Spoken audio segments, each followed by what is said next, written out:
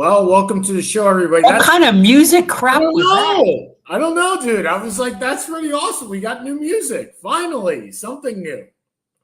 Yeah, but it wasn't good.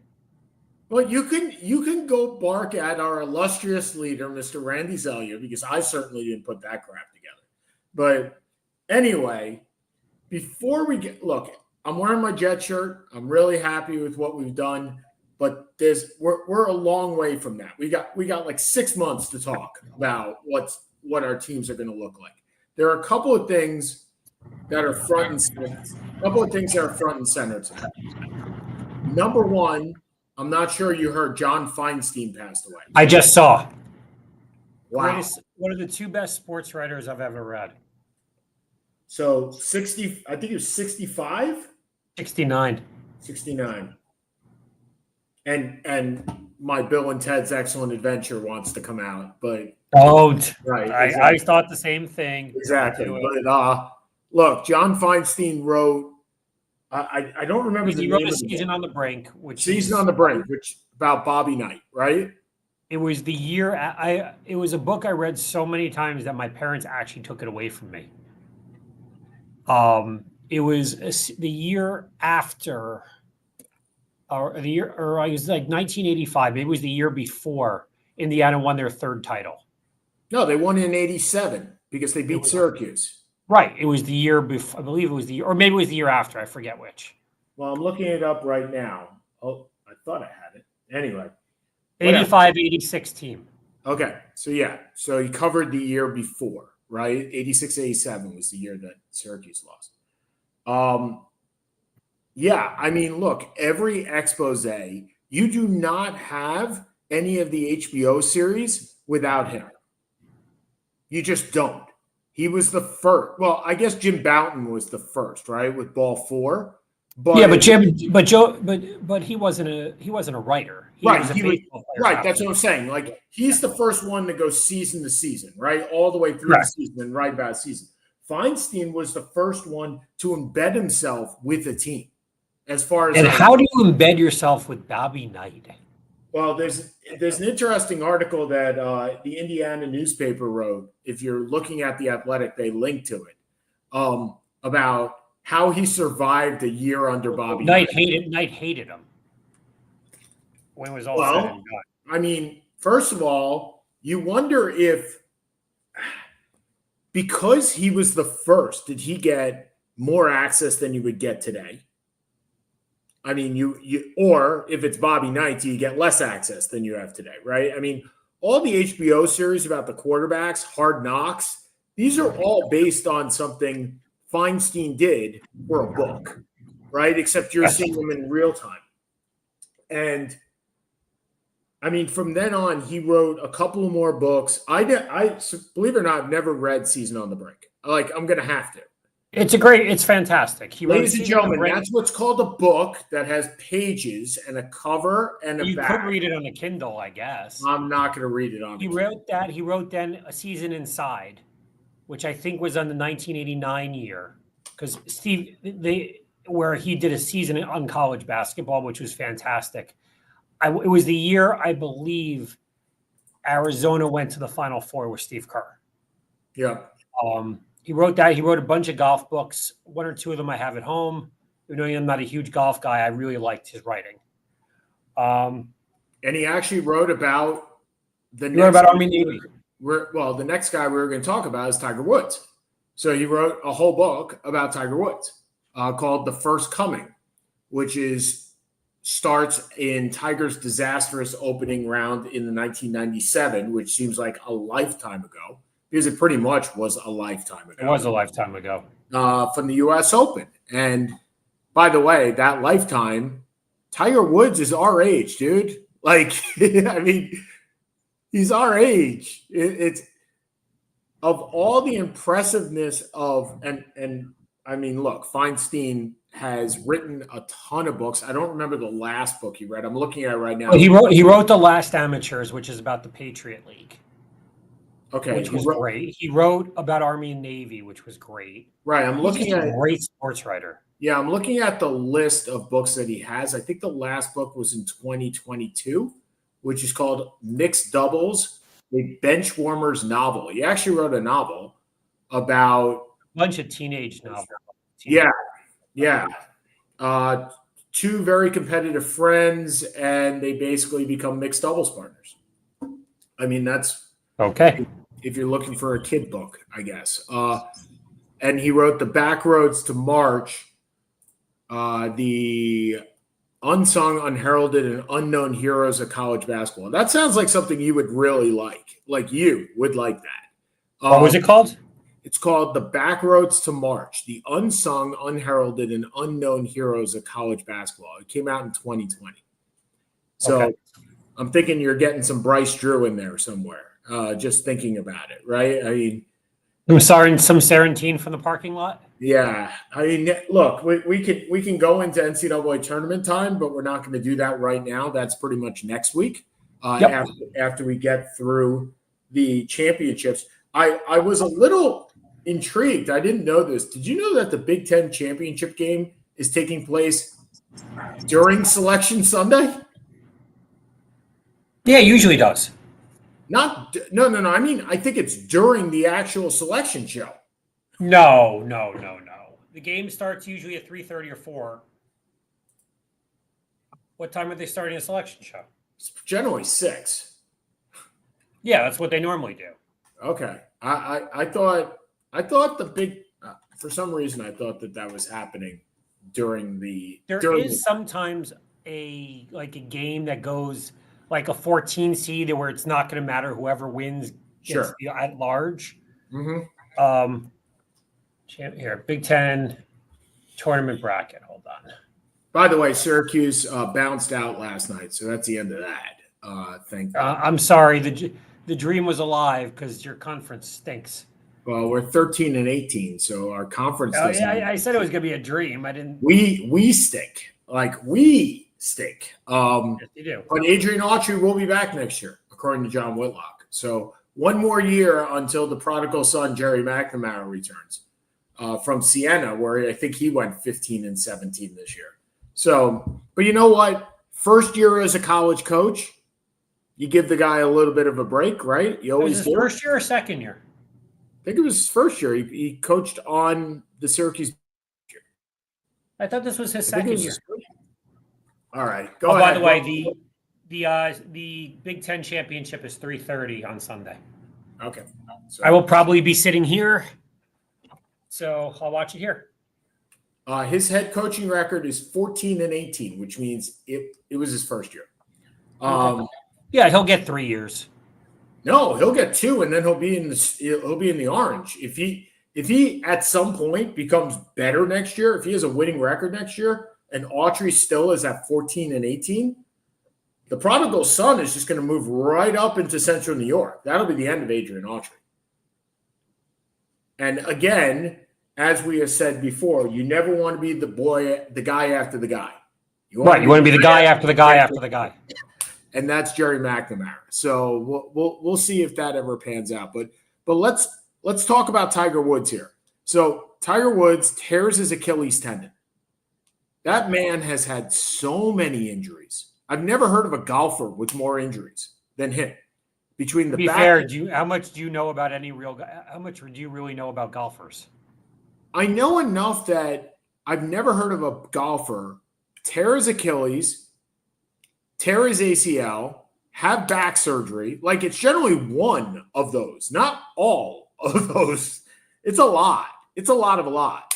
And I mean, you can make the case, and look, we don't have medical stuff for Tiger, but the fact is he got really, really big. And I mean like muscular big. Muscular, yeah.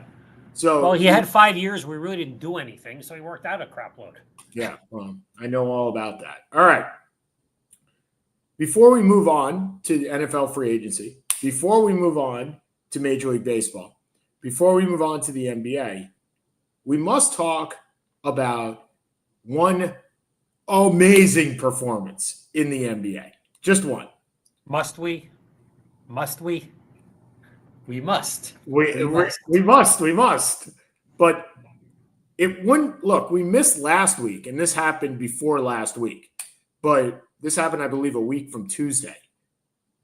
Nikola Jokic goes 30, 20, and 20 in, yes, an overtime game, but really?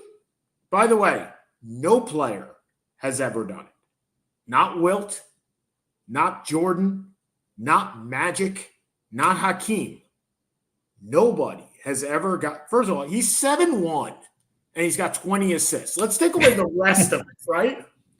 Remember who gets 20 assists in games? Scott Skiles, right? Kevin Porter. I think Scott Skiles actually holds the record for most assists in a game. He did. He was at 30. So, 30 in a game. Okay, so which player has the most assists in a game? Scott Skiles has 30. Kevin Porter has 29. That's not Kevin Porter Jr., but Kevin Porter. Kevin Porter Sr. Stockton again at 27. Stockton again at 26. Rondo at 25. Kidd at 25. KJ at 25. What other... Tell me what's different here. None of those guys are over 6'3". None of them. They all play point guard. So I ask, and by the way, Kevin Porter did 25 twice too, which is, I mean, a little underrated that Kevin Porter has 3 of the top 20 assists. Because Kevin Porter played in the dead era which nobody knows anything about. To be fair, we don't know much about it either. Yeah, he played for Detroit.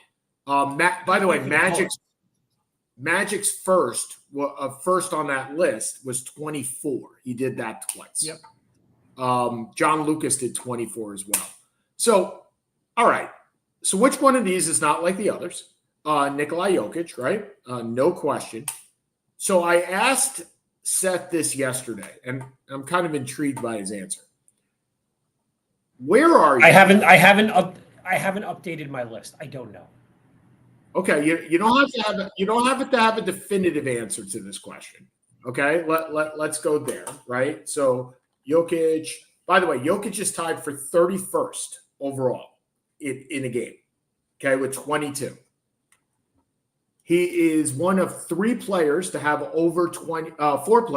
22 or more assists.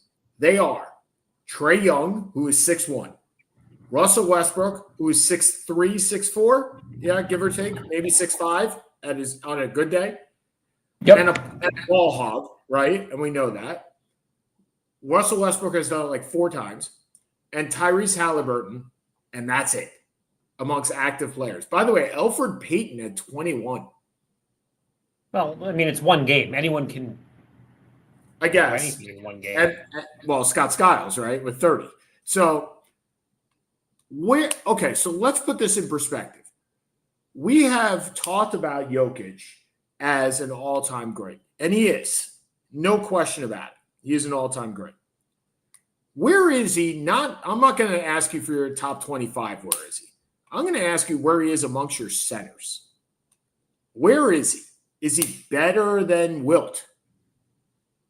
No. Is he better than Russell? No. Is he better than Shaq? Yes. Is he better than Hakeem? That's the kicker. Okay, so that's the one we were talking about, and I don't know yet. Right now, I would have him I would have him somewhere. And look, he may.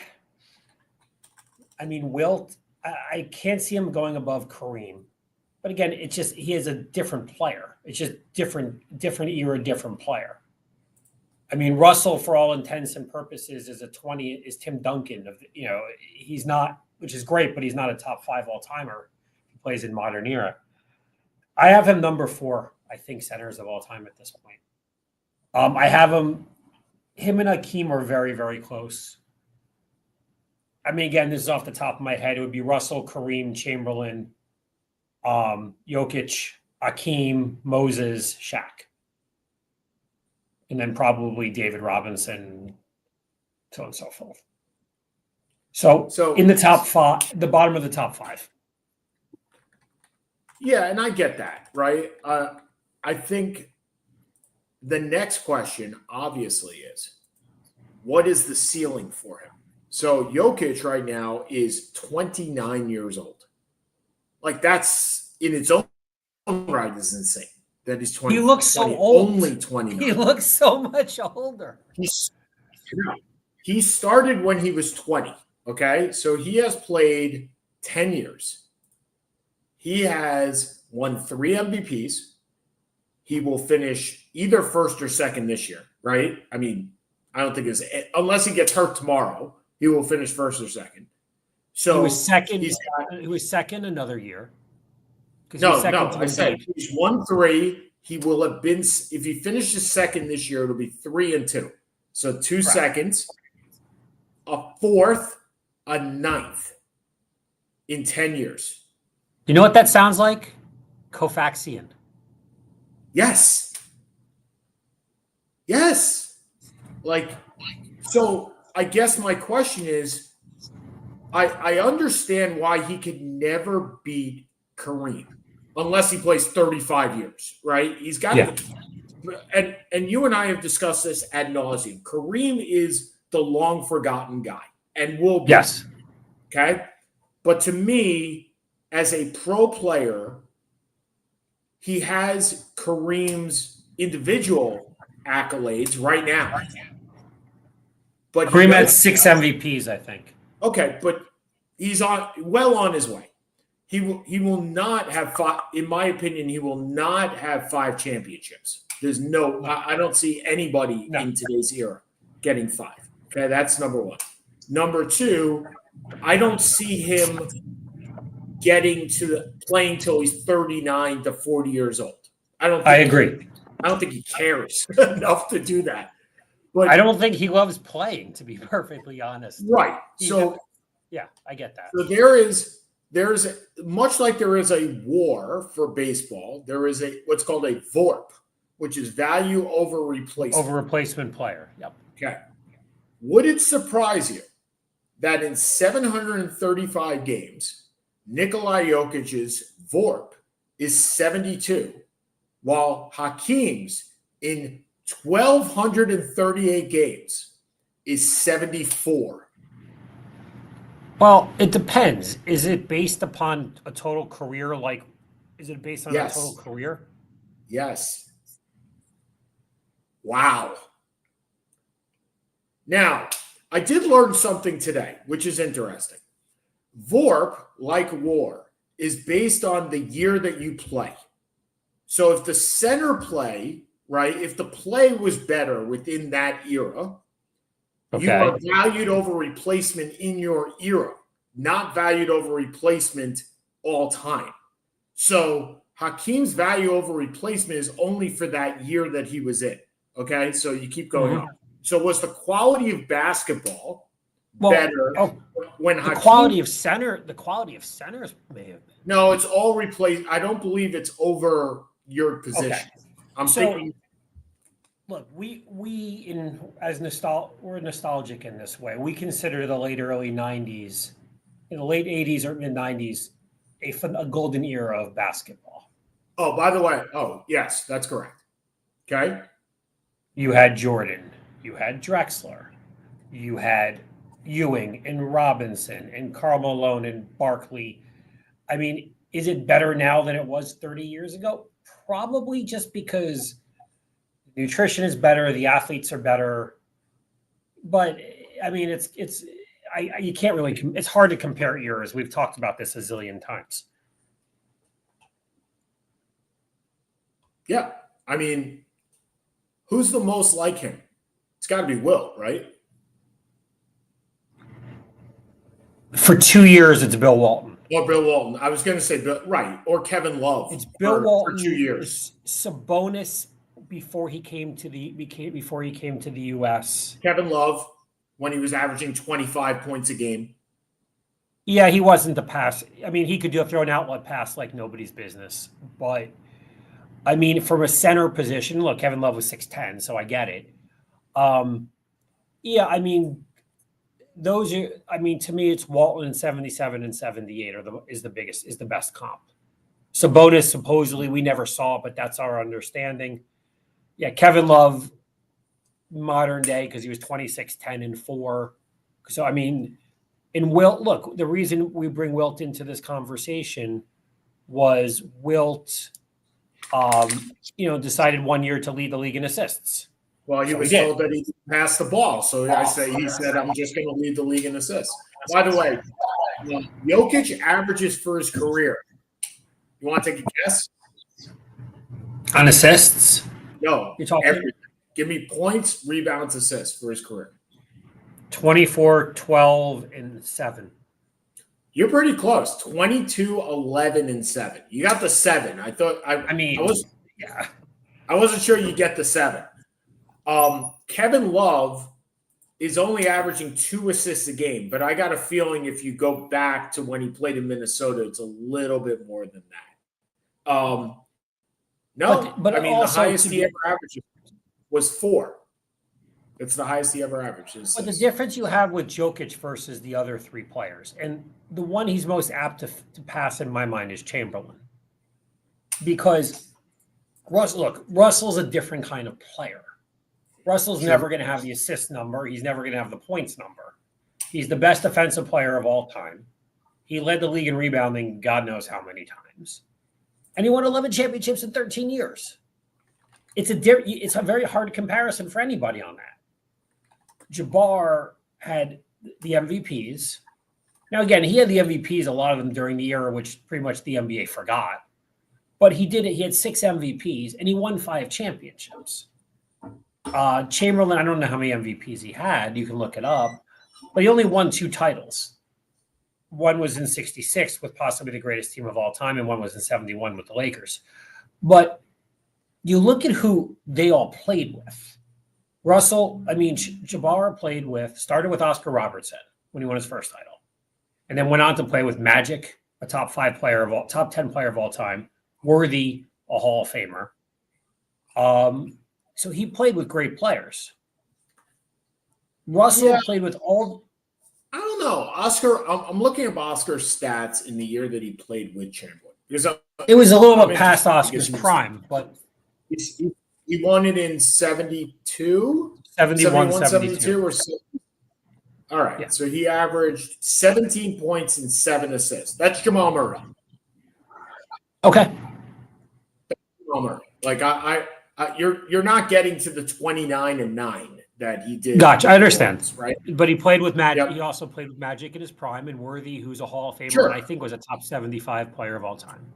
Yeah. Oh, yeah. He definitely Chamberlain played better. Yeah. Chamberlain, 66 team had 5 Hall of Famers. And the Laker team he lost with to the Knicks had freaking Elgin Baylor and Jerry West. The team he won with didn't have Baylor, just had West. Jokic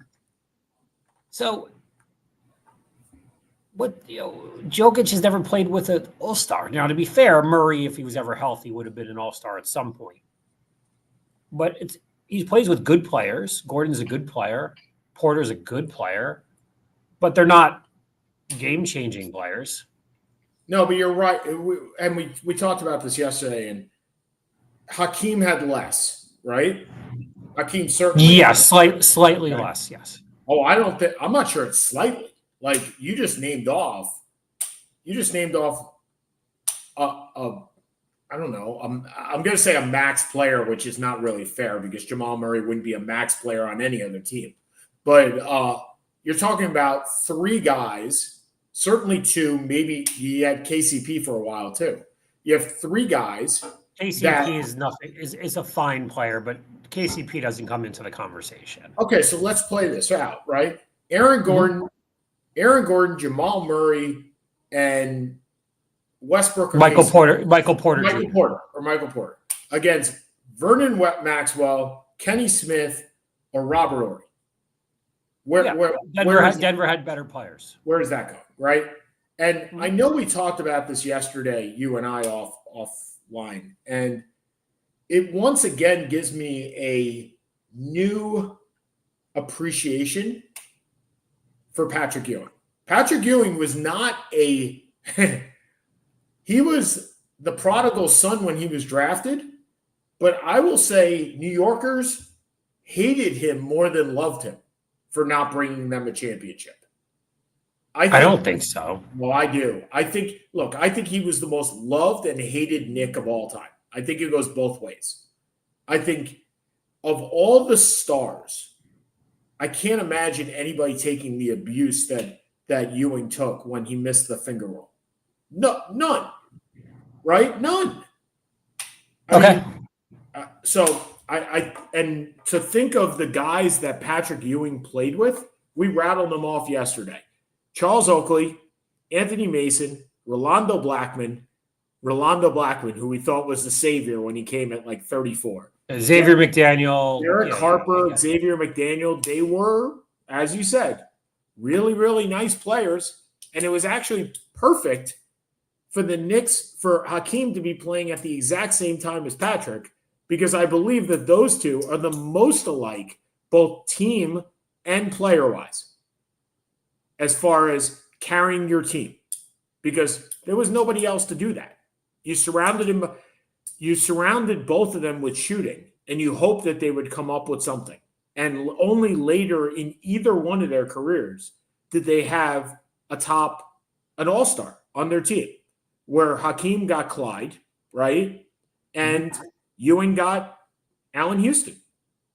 And Sprewell. Well, Sprewell didn't play the same. Sprewell's when they went to the finals, remember, Ewing was hurt. He didn't play that yet. No, I know. So, but also Drexler was past his prime as well. Oh, agreed. Absolutely agreed.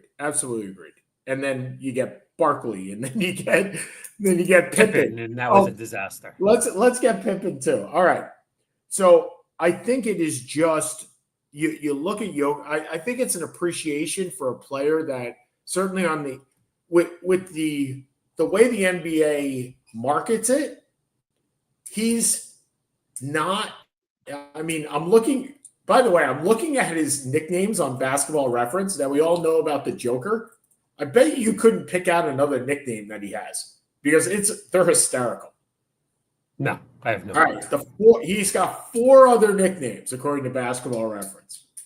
He's the Big Honey, which is amazing, because all I think is Winnie the Pooh with this big vat of honey.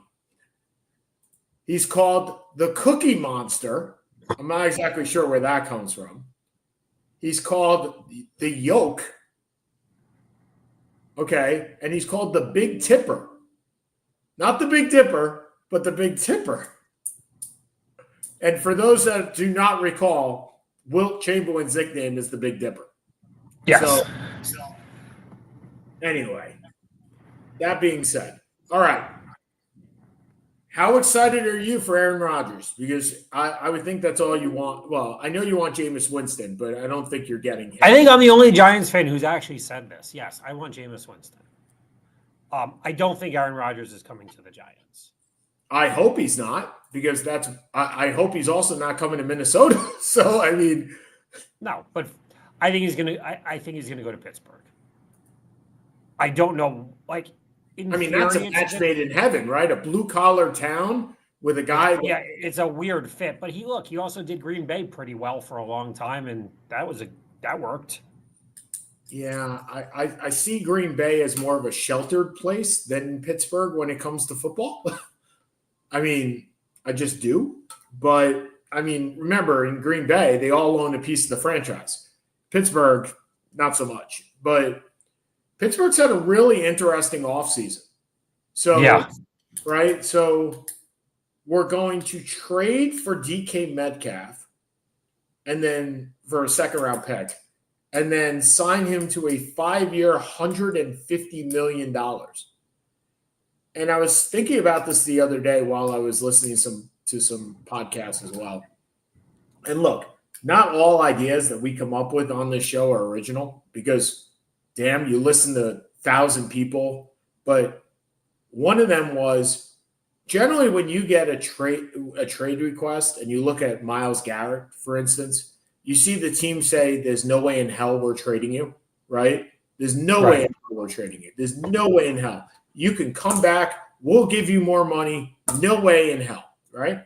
Let's think of all the trade requests that have come. Deebo Samuel with San Francisco. I want to be traded. Wait, I'll give you $30 million. Okay, I don't want to be traded. Great. Brandon Ayuk. I want to be traded. I will never, ever play, ever play with with the 49ers again. Wait, I'm going to give you a 4-year, $120 million. I would love to play with the San Francisco 49ers again, right? Dak Prescott. I'm not really sure I want to play with the Cowboys anymore since they haven't. Oh, wait, I'm going to make you the highest paid quarterback in NFL. Yes, of course I want to play. Okay. All these things have happened, right? The Giants have had it happen. The Jets have had it happen. The Cowboys, the Colts, every team has had it happen. And then the Seahawks get a trade demand from DK Metcalf. I want to be traded. Okay, don't let the door hit you on the ass on the way out. Like, it wasn't even a fight. It wasn't even, and the reports were that if they originally asked for a first-round pick, multiple first-round picks, which nobody was going to give him because he needed a new contract, and within like 2 days, okay, we're done with the first-round picks. Just take them away. Give me a second-round pick, and we're good, right? And again, don't let the door hit you on the ass on the way out. There's something about that strikes me a little, I don't know. We know he's very full of himself. We saw that at the combine when he took off his shirt, right? I am the Greek god.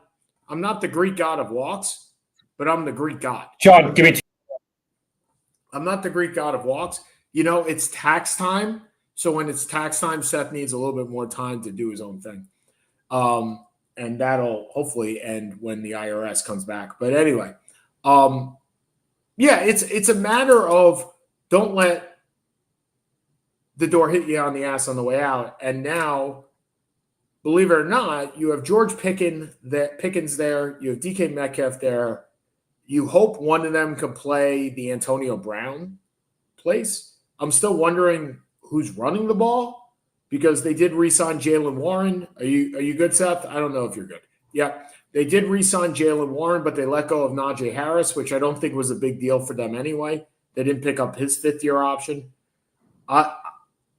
Look, if Mike Tomlin can win next year and go over 500, I think he's close to a Hall of Fame career now. He's definitely a Hall of Famer if he can do it with that team next year in that division. Yeah.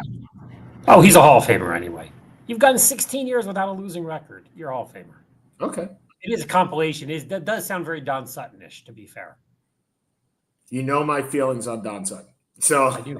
316 wins and never won 20 games and never won a Cy Young.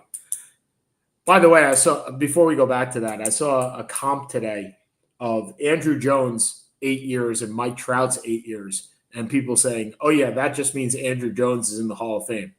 And I'm like, yeah. What happened after 8 years? And he still didn't have as many. Anyway, I am definitely a longevity guy, but I need awards. And one Super Bowl for Mike Tomlin, not really sure that gets you in the Hall of Fame, buddy. Have they been to another Hall of Fame? Have they been to another one? Not with him.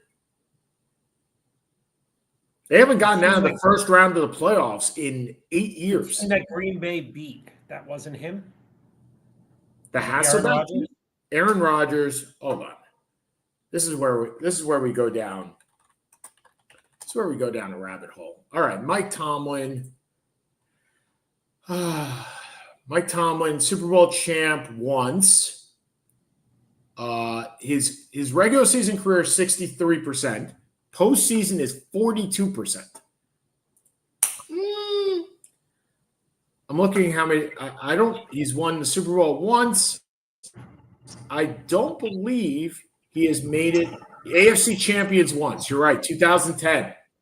Well played. Yeah, that's when they lost to the. So he's made it to two Super Bowls. Yeah, so he's made it to 2 Super Bowls. Won one, lost one. Still not sure he's a Hall of Fame coach, but that's just me. 63% is a hell of a winning percentage, though. I'm not sure anybody but Madden is actually better than 63%. Maybe Belichick. He's been coaching since 2007 and has never had a losing record. That's a lot. Yeah. Yeah, I guess it's 18 years. I mean, that's it.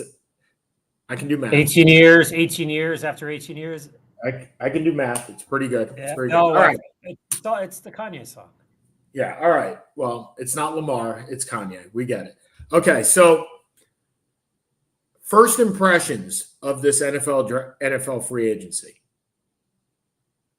First impressions for you. New England acted like they just decided to spend on crap. To me, New England overspent. Spent 150 million on people who are not, I don't think, going to move it very well. Dallas did nothing again. You know, the teams that do well are the teams that always do well, that make smart signings. You know, I don't mind $5 million for Hopkins to the Ravens. I like Darius Slay to Pittsburgh for 10. I still think they should have probably gone. I like Najee Harris to the Chargers. I don't know. I think it's a 1-year deal. It's 1 year and $5 million, about $4 to $5 million plus incentives. I think it's a nice deal. I think you guys did well with Fields. I think that's who I wanted as a Giants fan. That was my preference. So you guys signed a safety. I forgot his name. You guys signed a safety. Javon Holland from right. Miami. So you signed Javon Holland for the exact same money as you would have signed Xavier McKinney last year. A little less. McKinney got $4 and $68 from Green Bay. Yeah. What are you going to do? McKinney was not great with the Giants. In retro, if we're going to play that game, we signed Saquon Barkley should have been a Giant. We signed Darius Slayton for the same amount we signed Saquon Barkley. What do you want from me? Look, McKinney was sensational in Green Bay. He was not sensational with the Giants. He was a good player. Yeah, I think it's funny. I always wondered if we talk about tanking in Major League Baseball, right? We talk about tanking in the NBA, and we talk about tanking in the NHL to a certain degree. It was accused. Brian Flores accused the Miami Dolphins of tanking while he was a coach, right? Mm-hmm. A couple of years ago, I think this is like 5 or 6 years ago now, they made a change to the CBA where you can roll over salary cap. You can roll it over year, right? So if you don't use it 1 year, you can use it the next year, okay? What if a team just sat out free agency for 2 years and then just made trades and just did what the Rams did and said, fuck them picks. We're going to trade all of our picks and we're going to get the absolute best players. I don't care if Matt Stafford costs a first-round pick. I can absorb that salary. No problem for 1 year, right? I don't care if Christian McCaffrey costs $18 million. Would the Niners have taken a second-round pick for McCaffrey this year? They might have. We're going to take him, right? And just load up for 1 year because, as we all know, flags fly forever. So if you win that 1 year, I've always wondered if a fan base would accept that. If you you look at the Cowboys, and I know the Cowboys aren't sitting out because they're tanking. The Cowboys are sitting out because they got Micah Parsons, who they have to sign to a $51 million deal this week. But why not? I've always thought that this Sam Hinkie was a smart guy. They just picked the wrong guys. I don't think there was anything wrong with his strategy. I think his strategy was spot on, except you picked Jaquil Okafor. That's a problem, right? And Joel Embiid has 2 foot surgeries in his first 2 years. That's a problem. But overall, the concept of tanking in sports, as long as your fan base can get around it, I don't see a problem with it at all. And in fact, I think the Giants are doing exactly that next year. Who have you signed for your offensive line? 2 backups. I mean, the problem being you can't do it when you have a third of your coaches are being turned over every year. Well, no, you'd have to like Brett Brown, right? You'd have to be coach and GM say with ownership, say we're going to do this for 2 years. Are you okay with that, right? And I think also because it's a shorter season and shorter career spans, it's just less doable. Mm-hmm. That may be. But yeah, look, it feels like the Giants have been tanking for a decade. And the 1 year that they didn't led to, was illusory at best. Can we understand why Jets haven't made a playoffs in like 16 years now? I don't even know the number anymore, but it's a lot. I wasn't going to bring it up for you. It's a lot. It's funny because, and we'll get back to free agency in a little bit, but let's look. By the way, you're in for one of those years as well. I hate to say it, except for your Devils. My Mets, okay, maybe. Jets suck. Islanders suck. Syracuse sucks. I mean, I may have the Knicks, maybe. Like, they look good, but Jalen Brunson out. All you're asking for is relevancy. Yeah, that's true. Relevant. They're relevant. They're not going to beat Cleveland. They're not going to beat the Celtics. But can you see them taking one of those teams to 6 in a semifinal? Yeah. Look with the right mix, I think they could beat one of those guys with the right mix. But you're right. I mean, all I want is relevance. You're right. Right. But so I mean, my season ends in the next 4 weeks because there's only one team that's relevant for me, really, and thank God it's Maryland. Well, believe it or not, and before we go back to the NFL free agency, do you want to know who's favored in the American League right now to go to the World Series? The New York Yankees. Because they just haven't adjusted. No, they have. The problem is, who else is there? When you have the National League, so the National League, the Dodgers are plus 200. So everybody else is getting like crap odds, right? Because if they're getting the best odds, somebody's got to flip those odds. There's nobody in the American League. So the Yankees are at 900, and the Orioles are at 1,200, and the Astros are at 2,000. And you're kind of like, how, without Garrett Cole, are you being the Yankees still there? Except for the fact that people believe that you'll make a trade to make that happen. I guess that's the reason. But I keep hearing that. I mean, look, I'll be honest. I haven't paid. With Garrett Cole now out for the season, and Luis Gil out for a couple months. Look, Tampa's still Tampa. The Orioles are good, are very good. The Red Sox seem to finally be turning around a little bit. Who is the pitcher that people think the Yankees are going to go after, are going to get at the break? I have no idea. I mean, last time we saw, look, Max Fried feels like a good fit. The last starting pitcher we signed in free agency is Carlos Rodon. Yeah. So, I mean, who are we looking at here? Dylan Cease. Wasn't he trade? He's in San Diego still, right? Yeah, he's still in San Diego. So, I mean, he's the guy. But the question is, what are you giving up for him? Are you giving up Jason Dominguez? Of course not. Are you giving Anthony Volpe? Maybe. But the one thing about the Yankees is it's always been that way, is that their prospects are so hyped and they fall flat on their face. And I think – yeah. I mean, look, I don't know how long you'd have Dylan Cease for. I don't know how to pronounce his last name. He's a free agent after this year. You'd have him for this year. Yes, you're not trading Volpe for a free agent to be. You're just not. I get it. I don't think Volpe is not proven to be anything special. Sure. I get it. All right. But you're just not trading a 23-year-old guy with still upside for someone who's going to be there for 3 months. Yep. Even if he wins you a pennant and gets you to a World Series? If he can do that, sure. But I'm not convinced that's going to happen. No, well, you're one out of 15 teams. Of course not. I mean, the odds. Perfectly fair, but let's be honest. The Angels don't count. So let's just say 1 out of 14. The Angels don't count. Do the Sacramento A's count?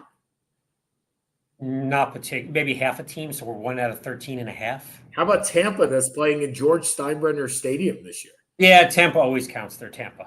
And I hope they get sold. I mean, we can talk about that in a second, but I hope they get sold. Eddie DeBartolo Jr., going back to the NFL, is looking into buying them. Yes, let's bring Joe Montana, Deion Sanders, and all the people, because there's no salary cap in Major League Baseball. Come in. Sorry, put me on hold for 2. That would be amazing. But let's go back to the NFL and Seth's point is very well made in the fact that good teams seem to always win the free agency. Always. And when you have teams like Philadelphia who play the compensation game, Seth, I wish the Jets played the compensation game. I wish the Giants played the compensation game, that they were smart enough to do that. So the Eagles lose Josh Sweat. They lose Williams, who went to New England, right, for $100 and some odd million, right? They re-signed one guy, Zach Baun. Zach Baun. That's it. Everybody else, they said, we appreciate your service and have a nice day, right? We're going to we're going to take our money. We're going to up Barkley's salary a little bit to $22 million. When did we ever think a running back was going to earn $22 million?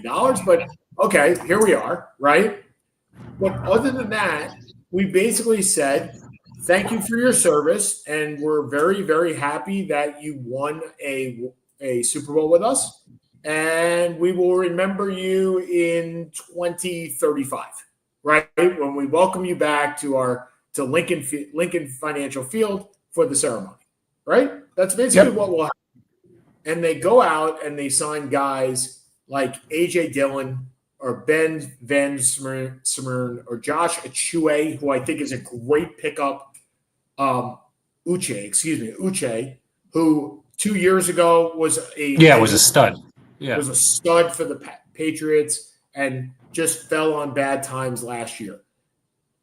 And they let go of. Let's talk about who they let go of, right? Yeah, the trade with the Texans didn't make a hell of a lot of sense to me, to be honest. Getting Kenyon Martin and giving away Kenyon Green, dude. Kenyon Martin was and giving away C.J. Gardner. So I'm assuming this is a salary dump for a lot. So they give up Josh Sweat. Josh Sweat goes to the Cardinals for like $17 million. Milton Williams goes to the Patriots for $26 million. Gainwell goes to the Steelers for I think it was $3 million. Darius Slay goes to the Steelers. Isaiah Rodgers goes to the Vikings. Bradbury goes to he was just released. So of those, you have 4 free agencies, five guys that you are going to pick up comp picks for. 5 if you don't sign anybody. And they sign nobody of relevance. They signed are guys that were released, which don't count in the comp game. Do you want to take a guess at how many draft picks they have over the next 2 years? 20. Yeah, that's it. They have 20, and they have 11 in the first 4 rounds. Well, because you have Howie Roseman and Brett Veach and Adam Peters and Eric. No, Brett Veach is in Kansas City. No, I get that. You have those guys, and then you got everybody else. I mean, I would think Brandon Beane's in that league too, right? And look, I think Chicago did a nice job bringing it because Chicago needed linemen. They brought in linemen. They brought in like 5 of them. Yeah. Although Grady Jarrett hasn't been Grady Jarrett in like 5 years. No, I don't like the Grady Jarrett move whatsoever. Thuney and Dahlman and those guys, look, they needed linemen. So I like the Dahlman move. I like the Dahlman move. I hate it. I like the Thuney move. They're going to have to re-sign him. I did not like the Jonah Jackson move whatsoever because they didn't need to trade anything for him because the Rams would have been happy to get nothing for him and get that contract. Correct. But look, Ben Johnson said, I need to protect my quarterback. And guess what? Next year, he should protect his quarterback. I mean, I don't think – did they get any better in that division, though?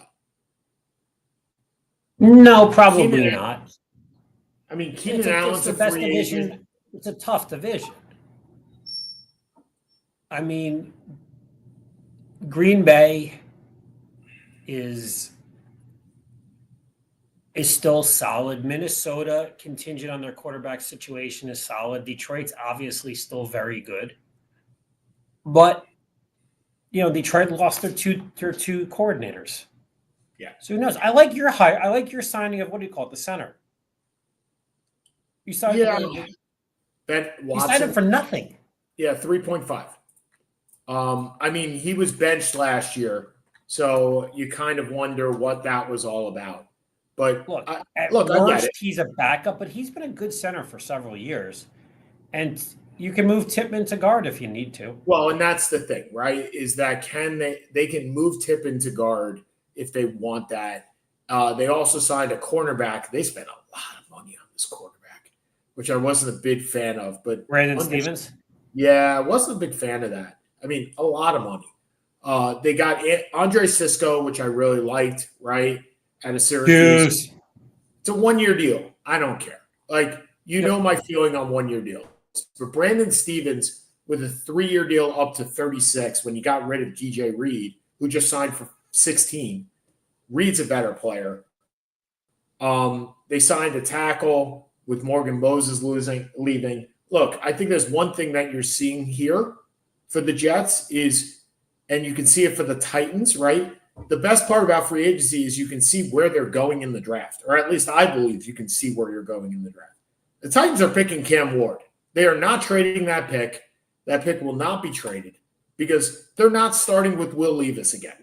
It's not happening. They would have picked up a vet to do what they wanted to do. Yes. I don't think they're trading that pick. The Jets have two places where they're going, defensive line or offensive line. Mason Graham's there, they're picking Mason Graham.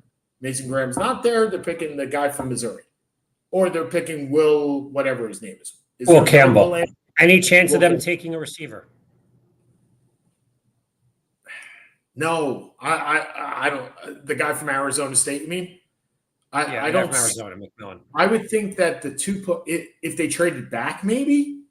I think there are two places where the Jets could go if they trade back. They could pick the tight end out of Penn State, or they could pick a wideout. But let's remember, Justin Fields threw to Garrett Wilson in college. Justin Fields threw to Jeremy Ruckert in college, and Jeremy Ruckert is the Jets tight end. So maybe there's some form of chemistry there. Justin Fields has the most upside of any quarterback that was in free agency. You just hope he can harness some of it. I don't know. I mean, if nothing else, we're going to have a great running game. We may not be able to throw the ball. I mean, it's going to remind me of like playing NCAA in 1992, where all I'm going to go is option left, option right, option left, option right. And Garrett Wilson is going to be standing there waving his hands going, I'm open. And Justin Fields can't get it to him. But, yeah, I mean, other than that, look, the Cowboys doing nothing didn't surprise me. Not one bit. The Rams, I love Devontae Adams. I love that deal. Oh, it's a perfect fit. Right? And I think Cooper Kupp is going to wind up in Seattle. And if he's the number 2 to JSN. That feels like a strange fit to me. It's almost redundant with JSN. Yeah, I see that. I mean, I'm struggling to see how Seattle wins in their trade of the quarterbacks. I think they're thinking they're getting younger. Well, they're definitely getting younger. They're getting 8 years younger. They're getting a little bit cheaper. True. And you're getting somebody who may have, if it goes well, could be your quarterback for the next 7 years. I don't think Seattle's making these deals thinking they're winning the title tomorrow. Well, that's good. They're not trading that cap. So you're doing kind of a build on the fly. Yeah. Because you don't have to tear it down. That's true. That's why they're doing this. Okay, and that's fair. I'll go with that. I'm interested to see whether we get Sam Darnold, Minnesota Sam Darnold, or New York Jets, Carolina Panthers Sam Darnold. Because remember, Sam Darnold this is now Sam Darnold's fifth team. Yes. Since 2000 and what? I don't even remember where he was drafted, but 2020. Same year as Josh Allen, if I remember correctly. Yeah, thanks so much for that. Congrats on the contract, buddy. Yeah. So Darnold's 27 years old. He was drafted in 2018. So in 7 years, he's on his fifth team, Seth. 5. So I'm just wondering which one we're getting. Are we getting Sam Darnold from the Carolina Panthers, where he couldn't even beat out anybody? Or are we getting Sam Darnold from Minnesota, where his first 13 games or his last 2 games? Because last time I checked, Sam Darnold under pressure without all those weapons didn't do very well and did not win a starting job. By the way, I will now admit that I was wrong about the San Francisco 49ers.